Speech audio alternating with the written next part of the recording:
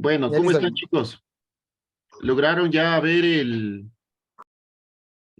ya vieron los debates?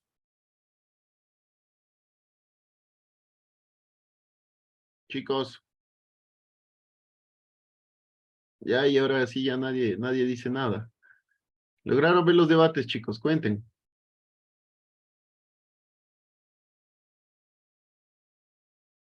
Chicos, alguien que haya visto, aunque sea un poquito del debate. Bueno, solo denme un segundito que me he olvidado mi flash abajo, ya. No me demoro un minuto. Disculpen. Estaba revisando otros papeles y no me.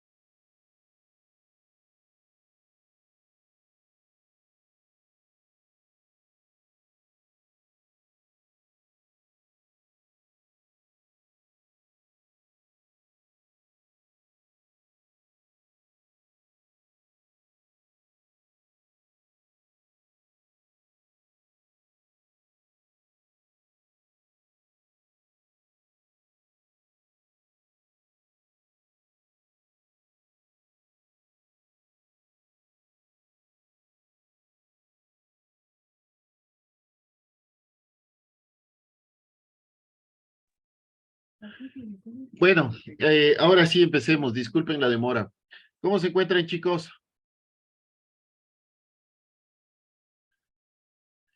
Bueno, y como ustedes saben, el día sábado ya tenemos todo programado para la visita académica. Lastimosamente, todavía desde la coordinación de la carrera no nos dan la autorización, aunque ya me la dieron verbalmente, entonces entendería que está ya aprobado, pero lastimosamente hasta ahora no me lo dicen formalmente, o sea, con un documento. Pero, sin embargo, lo bueno, lo ventajoso es que el sábado no hay o no les choca con otras clases. Lo que sí les pido es que tengan, por favor, pedí también que a ver si es que podía acompañarles un profesor o un tutor o alguien un adulto responsable.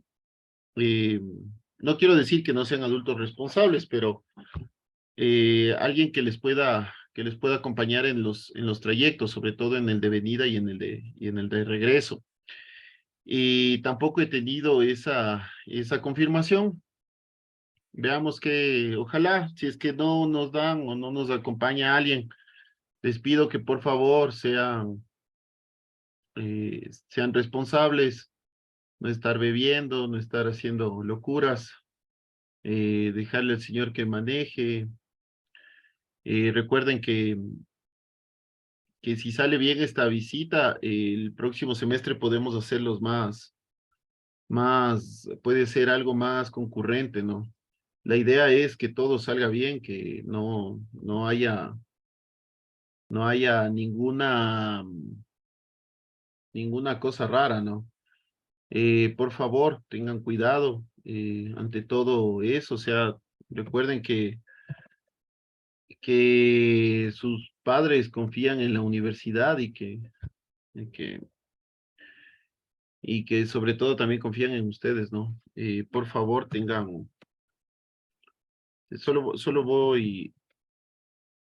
estoy entrando al correo de la Católica a ver si es que me ha llegado algo, si es que ya han aprobado, pero de lo que conversé con Dani parece que no todavía. No, no, no hay nada. Bueno, entonces eso, chicos. Eso, eh, por favor, lo único que se les pide es que tengan compostura, que que no hagan locuras más bien. Eso, por lo otro, bueno, la visita va a ser el día sábado. Espérenme, ok, ¿dónde está? La visita va a ser el día sábado. El, el bus les va a esperar, el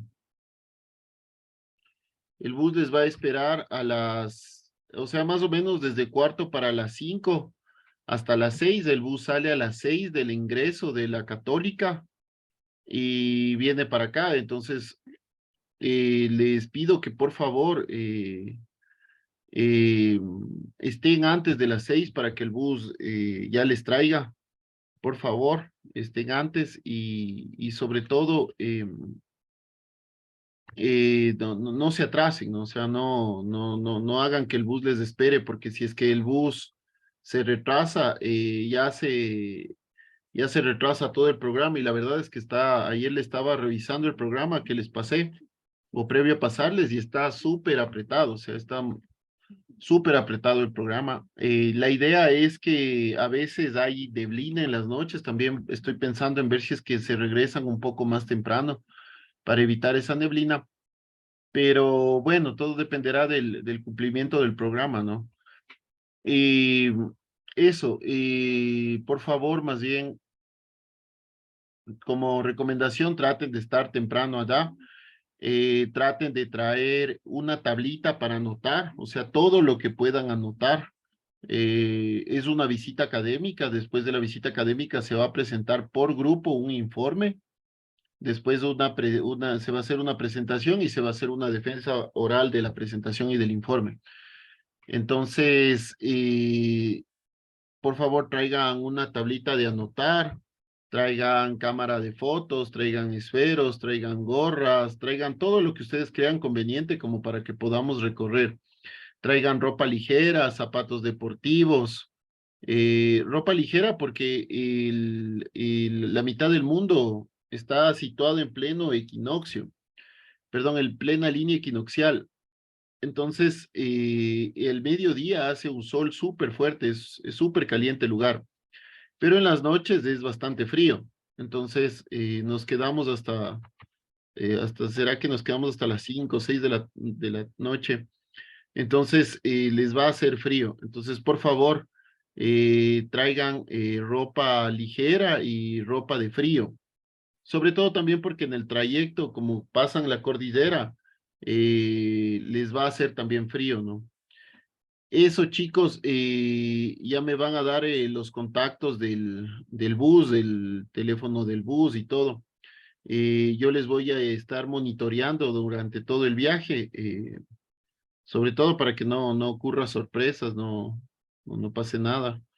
Eh, Igual necesito que ustedes me ayuden también en eso, o sea, por favor, no estar cometiendo locuras, nada. O sea, es un viaje académico. Si es que sale todo bien, vamos a poder hacer más viajes académicos, ¿sí? Eso, chicos, ¿qué más les puedo decir? ¿Qué más les podría decir? Eso, básicamente eso. Vengan con mucho ánimo, duerman bien la noche anterior. Vamos a caminar bastante. Bueno, les comento que la primera parada va a ser el Museo Intiñán. Ahí nos van a distribuir en grupos para que no seamos un solo grupo de 50 personas, sino varios grupos de personas y nos van a otorgar guías individuales. Lo interesante del Museo del Intiñán es que vamos a poder ver arquitectura andina. Vamos, bueno, no solo andina, sino arquitectura andina, me parece que no recuerdo bien, pero también creo que hay un poco de arquitectura sáchila, o sea, arquitectura nuestra, arquitectura de la región. Me parece también que hay cofán o alguna de otras nacionalidades. Posteriormente, en el Inti Illimani más o menos nos demoraremos entre unas 2 horas y media, tal vez hasta unas 3. Nos iremos a almorzar, almorzaremos en este lugar de la tía Yoli, cabaña de la tía Yoli, cabaña de Yoli o de la tía Yoli. Y de ahí nos trasladaremos a la mitad del mundo que queda al frente, a la ciudad mitad del mundo. En la ciudad de mitad del mundo es un lugar súper grande, me parece que son algo así como 20 hectáreas de puros elementos museísticos. Hay pabellones de Ecuador, pabellones de Francia, pabellón de Alemania, hay pabellones de muchos lugares. Hay un planetario, hay un tren, eh, hay igual arquitectura andina, hay arquitectura colonial, hay arquitectura moderna. Bueno, vamos a poder ver algunas otras cosas ahí. Ahí más o menos el recorrido demorará como unas 3 horas, me parece que le puse. Y al final veremos el museo, o perdón, el edificio de UNASUR. Estoy pidiendo que nos permitan el acceso al interior. Ojalá nos ayuden. Si es que no, pues lo veríamos desde afuera, pero también desde afuera es impresionante el edificio. Eh, en la ciudad mitad del mundo vamos a tener un descuento del 50%. Entonces, no va a costar 5, va a costar 2.50. Y adicionalmente nos van a dar un guía para todos, ¿no? En el cual nos pueda acompañar y nos puede ir mostrando cada elemento y explicando.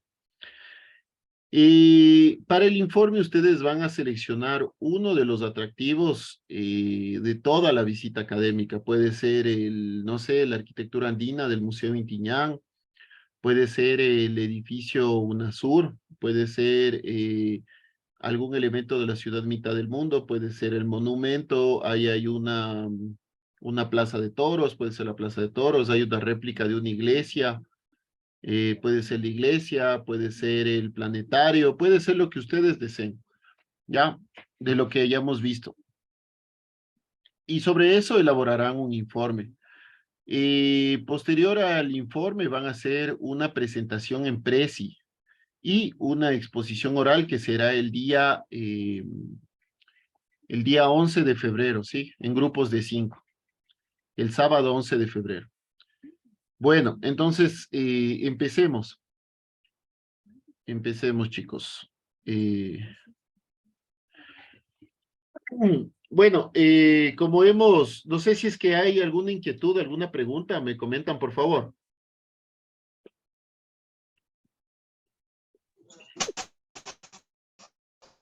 Les escucho, si es que hay alguna inquietud o pregunta. ¿Cómo? No oigo la pregunta.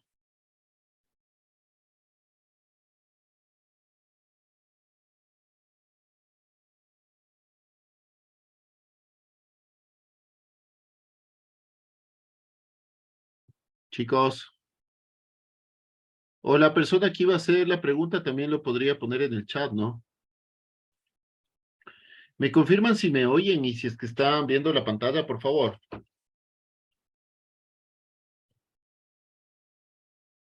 Sí se ve aquí. Sí se ve, profe. Ya, y alguien quería hacer una pregunta, me parece.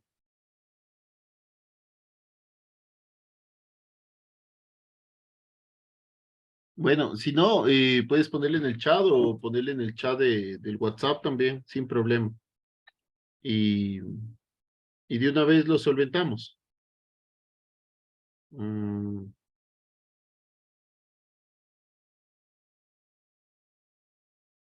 ok, bueno, entonces empecemos.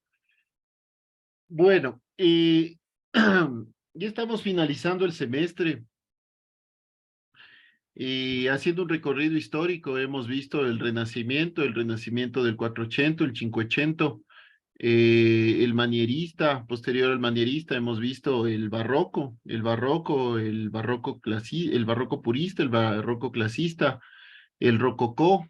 Hemos ido o hemos recorrido o le hemos seguido al barroco hasta España, luego América Latina. En América Latina empieza la arquitectura colonial.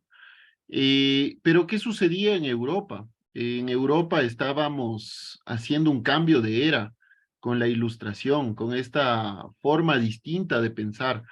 En la ilustración se empieza a cuestionar sobre todo, se empieza a buscar nuevas respuestas ante las mismas preguntas que ya habían sido formuladas. Este periodo de la ilustración también se le llama la iluminación. Y en arquitectura se dio también, ¿no? La arquitectura de la iluminación, que fue generada posteriormente. Bueno, entonces con la ilustración se empieza a cambiar el modo de pensar, se empieza a cuestionarse sobre quiénes tenían que gobernar o por qué las personas que gobiernan eran los que gobiernan, los gobernantes. Empiezan a haber hambrunas, empiezan a haber sequías, empieza a bajar la producción, las monarquías empiezan a cobrar o siguen cobrando o empiezan a cobrar más impuestos a las clases populares, a esto que le llamábamos la cuestión social, que Marx después le llamó el proletariado, pero que siempre en toda la historia se han llamado los pobres.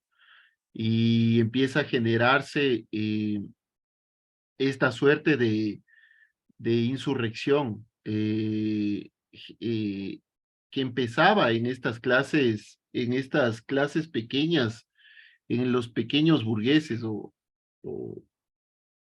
o los burgueses que estaban empezando a ser burgueses, porque empezaban a cobrarles más impuestos. Esta gente se empieza a organizar y se crean estos tres estados, ¿no? La monarquía, el clero y la sociedad civil, ¿no? Bueno, entonces estalla la Revolución Francesa, eh, pasan un montón de cosas, cae el rey, luego Napoleón se convierte en emperador, no es dictador, sino emperador. Nuevamente cae Napoleón, después viene otro rey, y bueno, se empieza a hacer un champú la política. Pero la Revolución Francesa empieza a, a cambiar la forma de pensar de las personas. Empieza con estos burgueses que empiezan a tener más recursos, empiezan a invertir más en la industria. Se descubre o se inventa la máquina a vapor, y con la máquina a vapor viene la primera revolución industrial. Con la revolución industrial se empiezan a modificar, empiezan a haber nuevos materiales, nuevas cosas, se empieza a acercar la producción y empiezan a haber nuevos pensamientos. Empieza a ver esto de la arquitectura iluminista y esta arquitectura utópica. Y nace con esto el racionalismo, ¿no? Bueno, con el racionalismo nace algo que se llama la arquitectura ecléctica.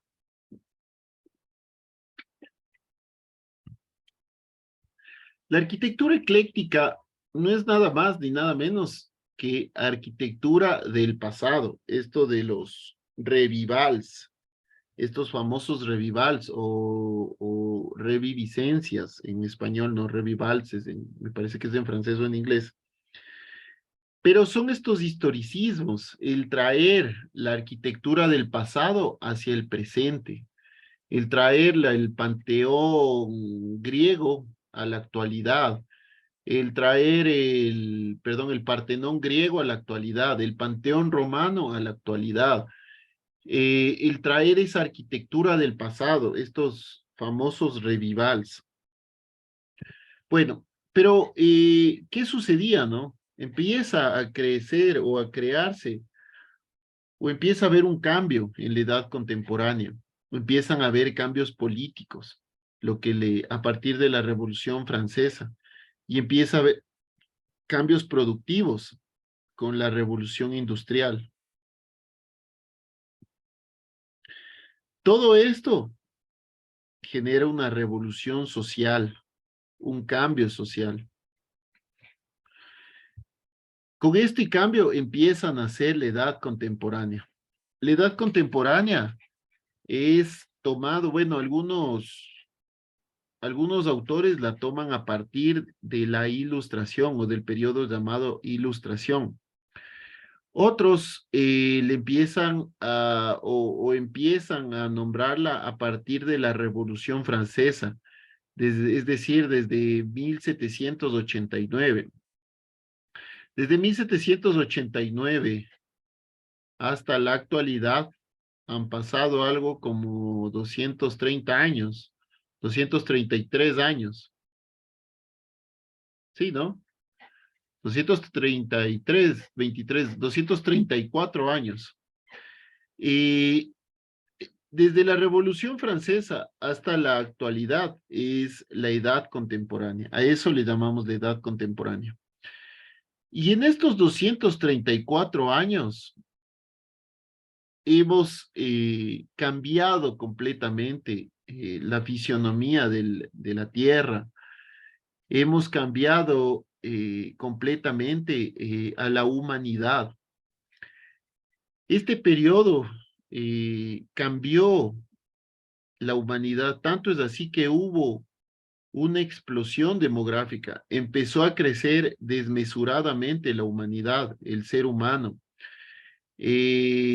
Empezaron a haber más brechas entre ricos y pobres. Por ejemplo, en el Ecuador, la brecha entre ricos y pobres es como, me parece que es como de 10-1, ¿no? O sea, el que más gana, o sea, si es que ustedes, por ejemplo, pues posiblemente tienen una empleada en su casa, posiblemente ustedes como familia ganen 10 veces más que su empleado, o sea, la persona que le están dando trabajo. Eso es una brecha, es una forma de brecha. En otros países, por ejemplo, en Argentina es hasta 70 o 80 veces más. En Estados Unidos es mucho más. O sea, empieza también a demarcarse los países de primer mundo y los países de tercer mundo. Empieza a marcarse los países desarrollados, los subdesarrollados y los de vías en desarrollo. Pero si es que empezamos a marcar elementos que suceden en todos los países, es la industrialización. Aunque el país sea el más pobre de todos, tiene un grado de industrialización. La diferencia está en el grado de industrialización que tiene. Por ejemplo, Estados Unidos es completamente industrial. Ecuador es semi-industrial, o sea, tiene industria, pero también explota materia prima.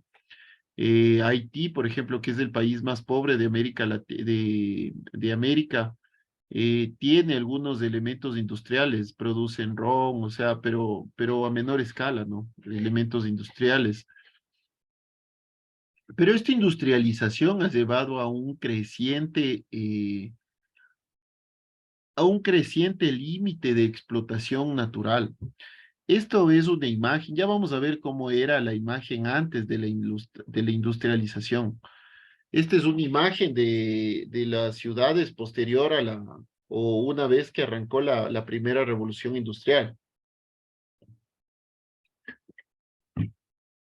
En la primera revolución industrial se empieza a generar energía a partir del carbono, y del agua. Sin embargo, el carbono, perdón, el carbón era un producto muy contaminante. En la segunda revolución industrial se empieza a generar, o las materias de energía son la electricidad y son la industria petroquímica. Estas industrias son completamente, muchísimo más contaminantes. ¿Y por qué les cuento esto de los 234 años que lleva la revolución, perdón, que lleva, que es la edad o la edad contemporánea? Porque se habla que el mundo tiene un aproximado de 40.000 millones de años, es decir, si es que no me equivoco en la cifra, 40.000, perdón, 40.000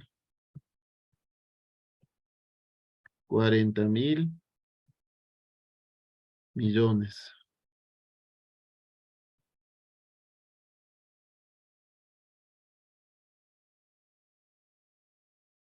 40.000 millones de años. Esta es la edad del mundo, ¿no?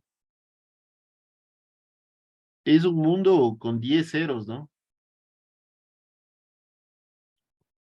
Esa es la edad del mundo. Y nosotros apenas a partir de la edad contemporánea, que son 234 años, me parece, que estábamos diciendo. Es decir, en este tiempo hemos contaminado muchísimo más que en todo este tiempo, ¿no? Entonces, y las consecuencias de la revolución industrial es lo que ahora le llamamos el cambio climático. El cambio climático está afectando completamente a las ciudades. No sé si es que ustedes han escuchado los aguajes que están sucediendo actualmente en todo el litoral ecuatoriano, y no solo es en todo en el litoral ecuatoriano, también es en el litoral chileno, en el litoral peruano, en el litoral colombiano. Esos son los famosos aguajes. No significa que antes no haya habido aguajes, lo que significa es que ahora son más largos, más prolongados, más devastadores, más fuertes. Igual, las sequías son mucho más fuertes. Por ejemplo, yo tomé diciembre en Quito, era un mes que que venía con lluvia, que venía desde que yo me acuerdo, desde que yo tengo uso de razón. Pero este mes, por ejemplo, hizo sol, me acuerdo, creo que hasta el 20 de diciembre hizo fuerte sol, y a partir de ahí empezó a llover. O sea, el cambio climático está cambiando completamente el panorama de nuestras, de nuestros elementos construidos, de nuestras ciudades. Pero bueno, más allá de todo esto, hay que empezar a pensar en arquitectura basada en naturaleza, hay que empezar a cuestionarse todos estos elementos, hay que empezar a transformar nuestro producto, que es la construcción. Y hay que empezar a pensar en todo tipo de consumo, ¿no? En energía eléctrica, en agua. En agua, por ejemplo, el agua que nosotros tenemos es súper limitada. Y bueno, yo en el debate escuchaba lo único que coincidían todos los candidatos es que todos los ríos de Santo Domingo están contaminados. Lo que yo escuchaba en los debates a la prefectura. Pensar que en cada descarga del inodoro se están yendo al menos unos 2 galones, que son un aproximado de 8 litros. Esto es un litro, ¿no? Es decir, 8 veces. Esto posiblemente me tomo este litro, voy al baño y descargo 8 litros para poder eliminar solo un litro, ¿no? Entonces, lo que les quiero decir es que hay que empezar a cambiar nuestro pensamiento, hay que empezar a modificarnos en cuanto a nuestros hábitos, porque el futuro es más grave, ¿no? Se viene grave las cosas. Se habla ya que las nuevas guerras mundiales ya no van a ser por petróleo, por oro, por armas, por acero, sino van a ser por agua. Y estas incertidumbres medioambientales van a cambiar completamente el panorama social y las relaciones entre países. Desde ahora ya están cambiando las relaciones entre países. Antes los países o algunos países querían que nos industrialicemos a un mayor alto grado. Ahora más bien tratan de que no nos industrialicemos a costa de la producción del país, pero en cambio a favor del poder mantener áreas verdes en todo el mundo, ¿no? Se habla, por ejemplo, toda la jungla brasileña, toda la selva del Amazonas es el único pulmón que ya le está quedando al país, al mundo, ¿no? Bueno, entonces, esto es lo que nos deja la primera revolución industrial. Ciudades contaminadas, el carbón acumulado. Por ejemplo, antes no había alcantarilla y ustedes han escuchado que dicen, cuando va a suceder algo, alguien alerta y dice, aguas.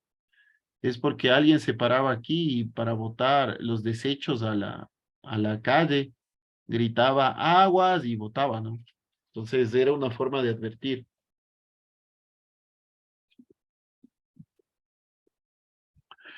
Bueno, pero bueno, pensando en esto y en la arquitectura ecléctica, eh, la edad contemporánea se empiezan a traer estas o a revivir esta arquitectura que ya estaba, que ya era de otra época. Entonces empiezan a traer la arquitectura neoclásica, la arquitectura neogótica, estos famosos neorrománica, neorrenacentista, neobarroca, o sea, neomedieval, empieza a existir los famosos neo. Y este es uno de los más grandes ejemplos, ¿no? Este es el Panteón en Brasil, en París. El Panteón es uno de las obras insignes de la arquitectura clásica, de la arquitectura romana. El Panteón está en Roma, el original, pero se hace una réplica en París, ¿no? Y este es el Panteón de París. Se hace una réplica, pero no es una réplica real o verdadera, es una réplica solo de imagen, solo de la forma, pero no contiene los mismos sistemas constructivos, no contiene los mismos procesos, y se empiezan a eliminar o a simplificar elementos, ¿no? Lo mismo sucede con la Basílica de Biersegen, de Biersegen-Ligen, Biersegen-Ligen, Biersegen-Ligen,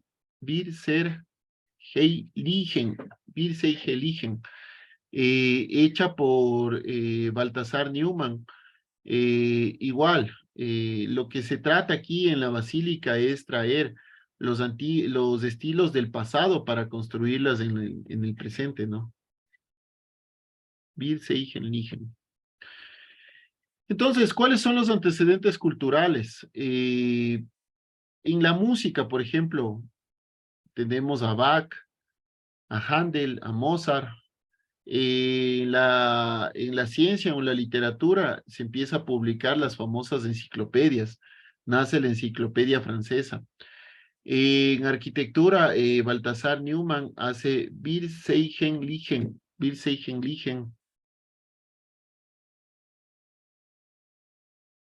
Igual, Germán Soufot hace el Saint-Étienne Geneva en 1796. Y en cuanto a tecnología, se hace o se crea la máquina de vapor en la primera revolución industrial, la máquina de vapor de Watt, la aplicación de nuevos materiales, el ferrocarril de Stepson y la progresiva industrialización de Europa, ¿no? El ferrocarril o la máquina a vapor se empiezan a crear a una escala inferior de lo que nosotros creemos y se utilizaba, por ejemplo, para arar la tierra como tractores, ¿no? Para algunos otros elementos. Esta es la imagen urbana de una vida, de una típica villa medieval, ¿no? O de la Edad Media. La Edad Media es la edad que es precedida por la edad antigua, y la que es anterior o lo que es anterior a esta edad contemporánea. Es decir, aquí está el barroco, aquí está perdón, el renacentista, el renacentismo, el barroco. Sí. En esta época o en este tiempo, o sea, la sociedad se desarrolla a través de tecnologías, ¿no? Y en esta época, la mayor tecnología que había era, por ejemplo, las de las caballerizas, empiezan a hacer la imprenta, empieza a haber, o se empieza a pensar en una nueva forma de economía, de democracia, pero con la revolución industrial se empieza a teorizar más las cosas, empiezan a hacer la teoría de la música, la teoría económica, la teoría militar, la navegación a otra escala. Entonces, comparemos esta imagen con esta, ¿no?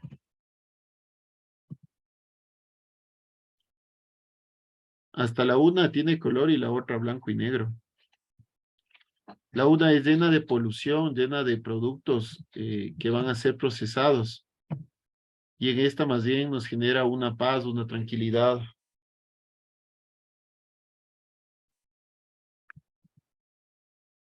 Bueno, entonces, ¿cuáles fueron las causas de cambio? ¿O por qué nace estos neoclásico, neobarroco? Esto sucede porque empieza a nacer algo, bueno, empieza a tomar fuerza, digamos, la arqueología. Y en 1711 se hace la excavación a Pompeya y a Herculano, ¿no? Y también las excavaciones en el Palatino, ¿sí? Se empiezan a descubrir estas formas, ¿no? Y igual, entonces en la antigüedad, y la antigüedad empieza a ser una referencia directa, y se hace la revisión filológica de la arqueología de Vitruvio y una depuración del lenguaje clásico. Se empiezan a crear elementos similares a estos. Luis Boulet empieza a proponer lo que ya vimos, ¿no? Y se genera también un neoclásico ideológico. Un neoclásico con áreas monumentales que en ese momento eran inconstructibles. Otro elemento importante es en 1755 es el ensayo de arquitectura de Marc Anthony Laugier y el neoclásico ideológico, ¿no? Que se diferencia del neoclásico empírico, que es algo ya más aterrizado, algo más real. Durant crea la Escuela Politécnica de París, ya lo vamos a ver, esto es súper interesantísimo con la Escuela Politécnica de París, se empiezan a crear o a vincular la arquitectura con la ingeniería civil. En muchos casos no se diferencia, ¿no? Arquitectura de ingeniería civil. Y bueno, llegamos hasta la arquitectura ecléctica. ¿Qué es la arquitectura ecléctica? La arquitectura ecléctica la arquitectura ecléctica toma sus raíces en la arquitectura historicista. Si la arquitectura historicista se dedicaba más a imitar las corrientes de la antigüedad, como la greco-romana, y no a incorporar características de otras culturas o arquitecturas, la arquitectura ecléctica se dedica principalmente a la combinación de corrientes arquitectónicas. Así, su característica principal es la de combinar dos o más estilos arquitectónicos en una nueva estructura, que a su vez resulte algo nuevo con características de las corrientes que toma, pero con otras nuevas, ¿no?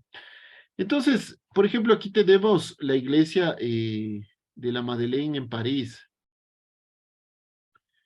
Esta iglesia es muy parecida al Partenón griego, ¿no? A la arquitectura greco-romana. Y bueno, la arquitectura ecléctica, disculpen un segundo.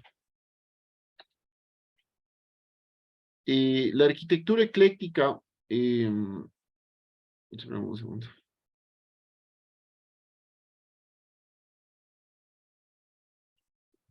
La arquitectura ecléctica es una tendencia de mezclar varios elementos diferentes, varios estilos, de épocas diferentes de la historia.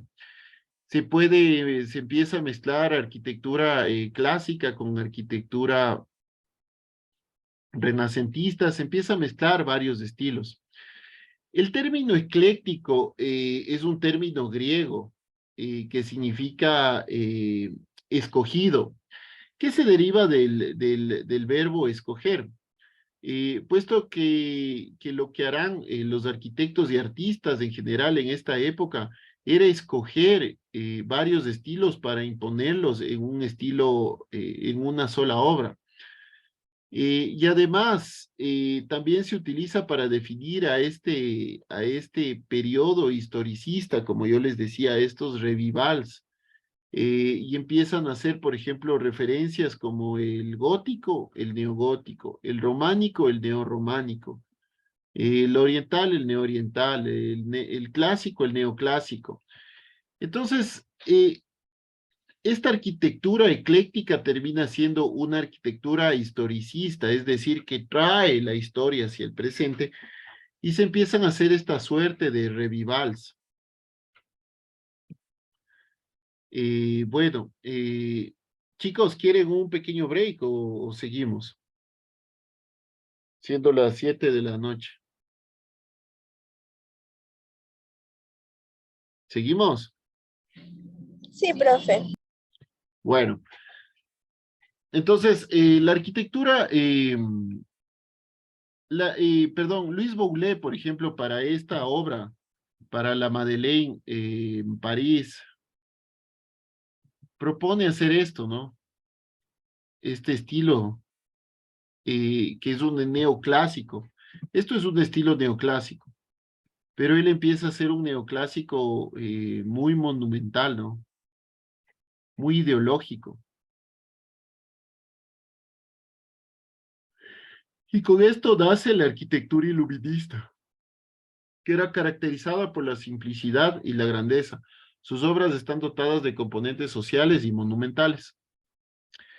Boulet promueve la idea de hacer esta arquitectura expresiva y su propósito eh, eh, era mostrar esta nueva forma de hacer arquitectura a través de estos revivals, es decir, traer estos estilos clásicos y hacerlos monumentales. De hecho, también, por ejemplo, lo hace Ledoux, pero bueno, Boulet, a diferencia de Ledoux, él era un arquitecto mucho más arriesgado, ¿no? Eh, sus detractores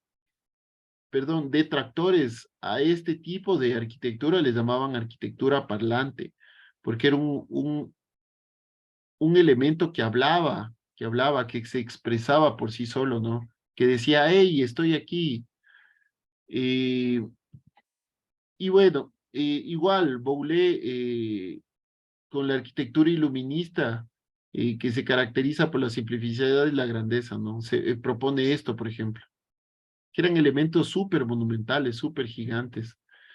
Igual, el cenotafio de Newton, ¿no? Que era en homenaje al sabio inglés mediante una representación ideal del firmamento. Esta gran bóveda que propone Boulet empieza a despertar inquietudes arquitectónicas, sobre todo en Francia. Y de hecho, por eso se le llama la arquitectura del iluminismo. Acordémonos que la iluminación estuvo precedida por esto, ¿no? Y empiezan a realizar diseños muy proféticos que actualmente se podrían hacer, ¿no?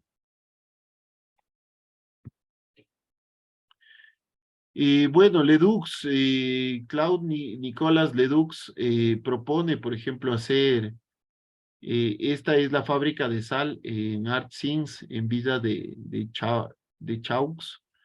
La arquitectura considera en relación a las artes, las costumbres y la legislación, ¿no? Él empieza a hacer esta villa, que es una villa que empieza a mezclar elementos fabriles o la fábrica con la vivienda, ¿no? Con unidades habitacionales. Una de las primeras experiencias que combinan edificios industriales con vivienda es la fábrica de sal en Sinans.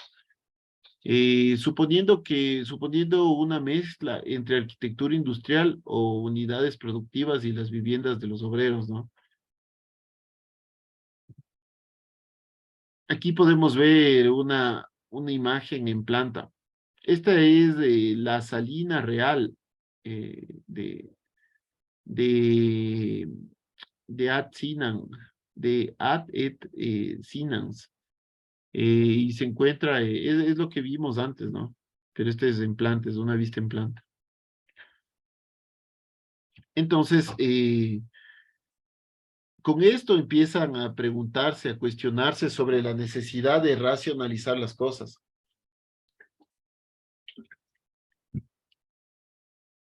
Aquí ya podemos ver la fábrica de sal construida, ¿no? Es hermosa, la verdad. Y se utiliza una arquitectura súper neoclásica. Entonces, una de las primeras experiencias que combina edificios industriales con viviendas, suponiendo una mezcla entre arquitectura industrial o unidades productivas y las viviendas de los obreros. Es el conjunto utilizado, un lenguaje clásico, una fuerte carácter utópico, ¿no? Leduc realiza ejemplos muy visionarios de lo que ahora tenemos las urbanizaciones o los conjuntos habitacionales. Y los hace o los utiliza a partir de una arquitectura neoclásica. Aquí podemos ver, estas son las barreras o propileos en París, son como cerramientos, ¿no? Son como unos cerramientos. Pero son elementos súper clásicos, ¿no? Por eso son neoclásicos. Miren, aquí podemos ver una imagen.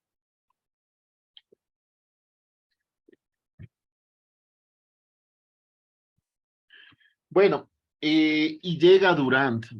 Jean-Nicolas Louis Durant fue uno de los primeros arquitectos en unificar esto de la arquitectura y la ingeniería, pero ya a un nivel académico.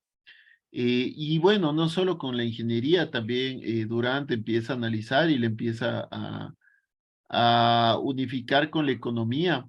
Y de hecho, el racionalismo es, una de las frases del racionalismo es lo económico, es lo más simple de hacer, ¿no? O sea, mientras más económico es más simple de hacer.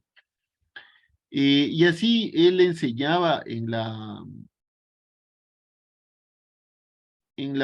se me fue el nombre, en la Politécnica de París, en la Escuela Politécnica de París.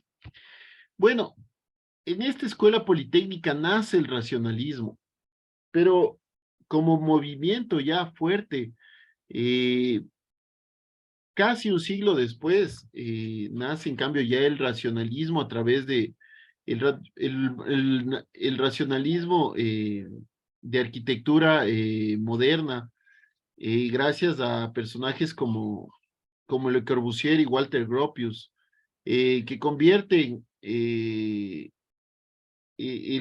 racionalismo, que no era tan racionalismo en esa época, y empiezan a generar nuevas formas de arquitectura racional.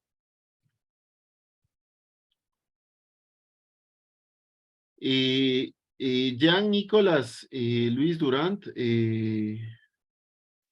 Fue parte de la fundación de la Escuela Politécnica en 1794, fue profesor de 1795 a 1830. Del Recloit el Parlare de 1800, entre 1802 y 1805 empieza a generar el compendio de lecciones de arquitectura. Bueno, y esto es lo que tenemos antes de, ¿no? Esta es la arquitectura que teníamos antes. La pregunta era, ¿cómo hacer una nueva arquitectura copiando los elementos de pasado, integrándolos con nuevas tecnologías y con nuevos elementos? Entonces la respuesta fue esto, ¿no? Se empieza a hacer elementos así.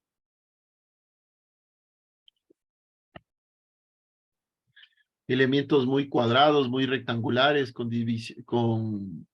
distribuciones muy centralizadas, pero termina siendo un neoclásico. Y tenemos, por ejemplo, a Carl Friedrich Sinclair, que fue un discípulo de Durán, en línea con los iluministas y el pensamiento ilustrado francés, introduce innovaciones espaciales, ¿no?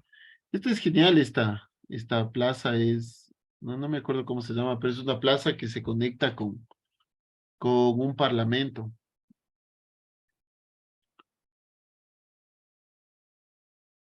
Este, por ejemplo, es igual de Carl Friedrich Sinclair. Es la construcción simple llamada el cuartel. Y la vamos a ver en planos, ¿no?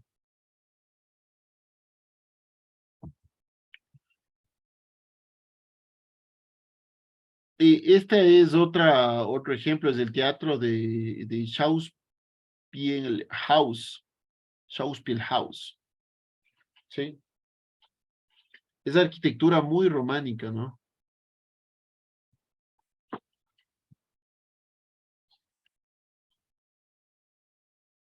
Este es igual el teatro de Schauspielhaus, la distribución interna. Ah, y vamos a ver las construcciones aledañas, ¿no?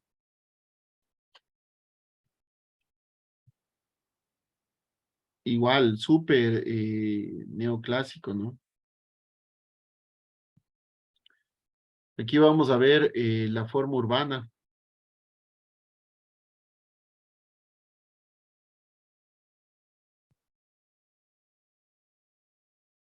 Y el Museo de las Artes, la integración urbana con la fachada cotidiana.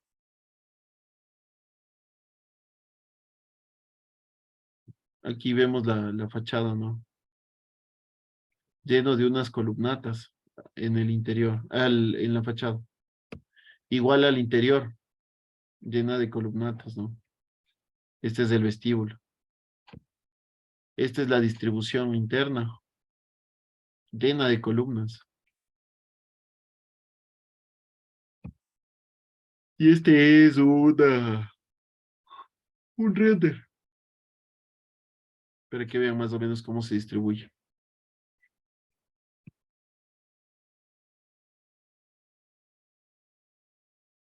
Interesantes de este proyecto. Este es el domo interior, con las columnas y las gradas.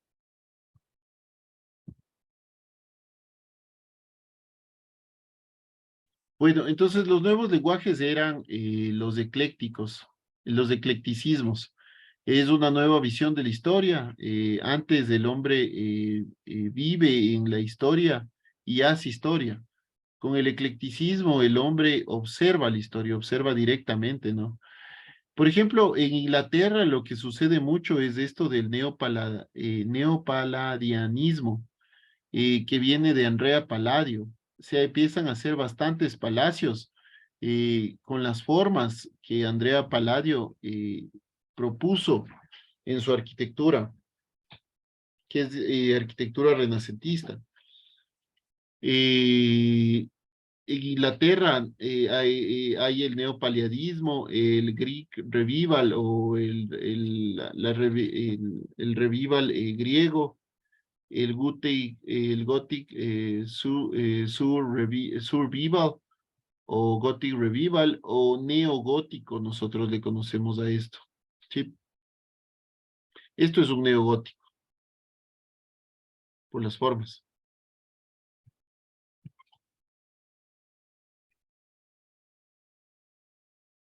Mire, esto es un neogótico, por ejemplo. Esto es en Rusia. Esto es arquitectura ecléctica, ¿no? Ecléctica rusa.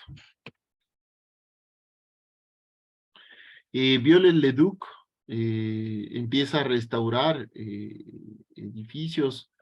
Empieza a hacer, por ejemplo, la Santa María de Notre Dame.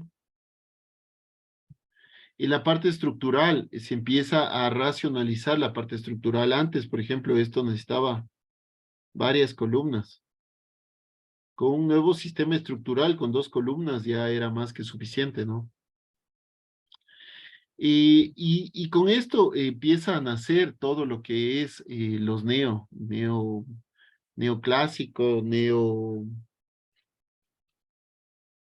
los neoclásicos, neogótico, neopaleadino, sí. Y bueno, ya para terminar, entonces les explico el día sábado, bueno, ya, aunque ya les comenté, pero el día, no sé quién está ahí todavía. Sí, profe.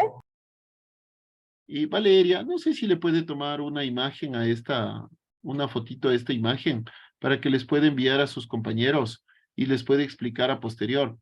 Y verá, lo que vamos a hacer es la visita académica el 4 de febrero.